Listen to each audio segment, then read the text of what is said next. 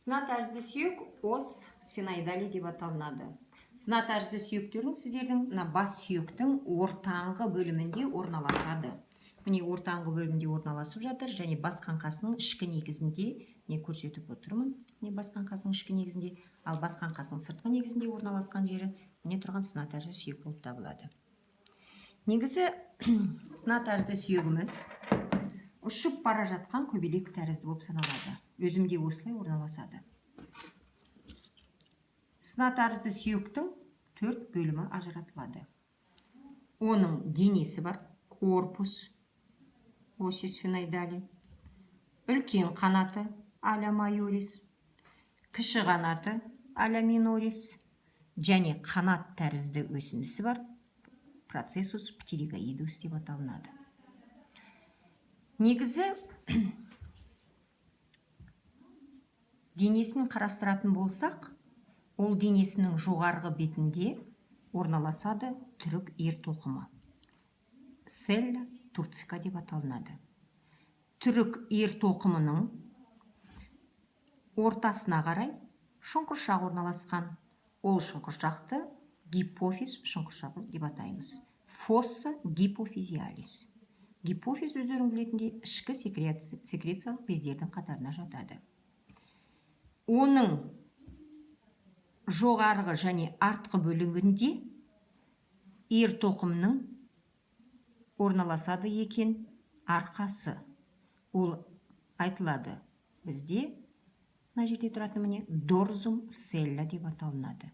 Дорзум селла енді бұл жерде жақсы көрсетілмеген, бірақ бұлай орналасады деп айтасыздар. Осы ер тоқымның, түрік ер тоқымының екі жақ бүйірінде орналасқан жүлгені, ол иіліп келіп орналасқан жүлге болып саналады.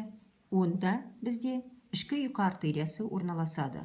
Сондықтан да оны бізде сулькус артерия каротис интерна деп атаймыз. Екі жақ бүйіріне орналасады екен бізде ішкі ұйқы артериясы осы жерде міне. Мына бас сүйектің ішкі негізінен қарастыратын болсақ, не осы жерде орналасады. Не мына жерде орналасады деп айтасыздар. Екі жағында. Түрік ер тоқымының алдыға қарай орналасқан құрылымын туберкулум селла деп аталынатын ер тоқым қыраты немесе төмпешігі орналасқан. Төмпешігі орналасқан. Одан алдыға қарай, мына жерде одан алдыға қарай орналасқан жүлгені көріп тұрмыз. Ол жүлгені сулькус хиазматикус деп аталынады, немесе айқасу жүлгесі деп аталынады.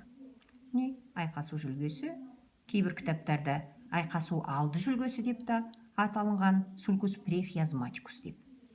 Осы сулькус прехиазматикустың екі жақ бүйірінде, ұштарында өзіміз көріп тұрғандай екі тесік орналасады да, ол тесіктеріміз ары қарай каналға ұласады. Бұл каналды көр өзегі деп атаймыз. Каналис оптикус. Бұдан екінші жұп ми нервісі нервус оптикус өтеді. Онымен қоса көру мүшесін қанмен қамтамасыз ететін артерия офтальмика көз артериясы өтеді деп айтасыздар. Не тұрған? Каналис оптикус. Одан алдыға қарай кіші қанатын көріп тұрмыз. Аля минорис. Кіші қанаты өзінің пішіні міне көріп тұрғандай үшбұрыш тәрізді жалпақ, үшбұрыш тәрізге ұқсап келеді, міне үшбұрышқа ұқсап келеді көріп тұрғандай міне. Так, оның түбінде жаңа айтып отқандай каналис оптикустары көрінген. Кіші қанаты мен үлкен қанатының міне арасында орналасқан құрылымды біз жоғарғы көз ұялық саңылау деп атаймыз. Фиссура орбиталис супериор. Фиссура орбиталис супериор міне көріп отырмыз. Міне үлкен қанаты. Мына жақта міне екінші үлкен қанатын көріп отырмыз. Үлкен қанатының 4 беті ажыратылады. Милық беті, фацис серебралис, ми орналасатын. Алдыңғы бетінде көз ұялық беті, фацис орбиталис, ол көз ұясының латеральды қабырғасын түзуге қатысады.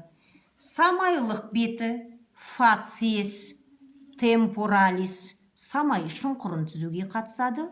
Және міне көріп тұрғандай міне мына жерде фацис максиллярис деп аталынатын жоғарғы жақтық беті бар. Міне, жоғарғы жақтық беті фацис максиллярис деп аталынады. Осы үлкен қанатының түбінде орналасқан, өздеріңіз көріп тұрсыздар, жаңа айтып өткендей, міне, үлкен қанат мен кіші қанатының арасында орналасқан, міне, фиссура орбиталис супериор арқылы бізде үшінші жұп ми нервісі, нервус окуломоториус өтеді. Төртінші жұп ми нервісі, нервус трохлярис өтеді, шығыршықтық нерв. Бесінші жұп ми нервісі, нервус тригеминустың бірінші тармағы, нервус офтальмикус көз нервісі өтеді. Және алтыншы жұп ми нервісі, нервус абдуценс әкетуші нерв өтеді. Сонымен қатар аталған саңылау арқылы вена офтальмика өтеді деп айтасыздар. Осы үлкен қанатының түбінде көріп тұрғандай дөңгелек тесік бар, міне, өзі пішіні дөңгелекке ұқсайды. Сондықтан да дөңгелек тесік деп атаймыз. Дөңгелек тесік форамен ротундум деп аталынады. Одан бізде нервус максиллярис өтеді. Үшкіл бесінші жұп ми нервісінің, үшкіл нервтің екінші тармағы өтеді. Нервус максиллярис деп аталынады. Оның артында сопақша тесік орналасқан, форамен овале. Ол арқылы үшкіл нервтің үшінші тармағы нервус мандибулярис өтеді. Оның артында кішігірім болып келген тесік орналасқан. Ол тесікті бізде форамен спинозум қылқанды тесік деп атайды. Ол қылқанды тесік арқылы бізде артерия менингия медиа деп аталынатын, немесе ми қабығының ортаңғы артериясы өтеді деп айтасыздар. Енді біз осы денесінің алдыңғы бетіне қарайтын болсақ, алдыңғы бетінде қырқаны көріп тұрмыз. Оны бізде, міне тұрған қырқаны айтады екен, көріп тұрған криста осфиноидалис деп аталынады. Бұл қырқамыз бізде алдыңғы жағынан торлы сүйектің перпендикулярлы табақшасымен байланысады да мұрын қуысының медиальды қабырғасын немесе мұрын аралығын түзуге қатысады. Одан төмен қарай, төменгі жағында көріп тұрғандай, міне тұрған қылқан спина назалисіміз, ол барады да бізде төмен қарай бағытталып, желбезек деп аталынатын, беттің ұсақ сүйектеріне қатарына жататын вомер деген бар, сол желбезектің екі қанатының арасына кіріп тұрады. Мына денесінің ішінде қуыс бар. Оны біз қойнау деп атаймыз. Ол қойнауымыз негізгі қойнау синус базилярис деп аталынады, немесе синус сфиноидалис деп аталынады. Синус сфиноидалистің өзі, ішіндегі қойнаудың өзі, аралық арқылы септум, синиум, сфиноидалиум арқылы екі бөлікке бөлінген. Бұл қойнауымыз ұсақ мына жерде тесіктер арқылы, апертура синус сфиноидалис деп аталынатын тесіктер арқылы мұрын қуысының жоғарғы мұрын жолына барып ашылады. Төмен қарай төртінші бөлігі орналасқан.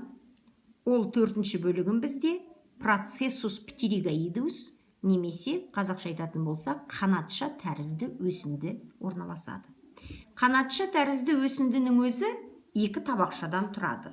Медиальды табақша ламина медиали және латеральды жағында орналасқан ламина латералисі бар. Ламина медиали, медиальды табақша, және латеральды табақша ламина латералис деп аталынады. Ламина медиалис, медиальды табақшаның ұшында ілмегі бар, гамлюс. ілмек, гамулюс, ламина медиалис. Екі табақшаның арасында орналасқан шұңқыршаны фосса птеригоиды, немесе қазақша айтатын болсақ, оны қанатша шұңқыршағы деп аталынады. Оның түбіне қарай бағытталған өзекті көріп тұрмыз. Ол өзегіміз каналис птеригоидус деп аталынады. Бұдан аттас нерв және қан тамырлары өтеді. Бір сөзбен айтқанда, қазақша айтатын болсақ, каналис птеригоидус қанатша тәрізді өзегі.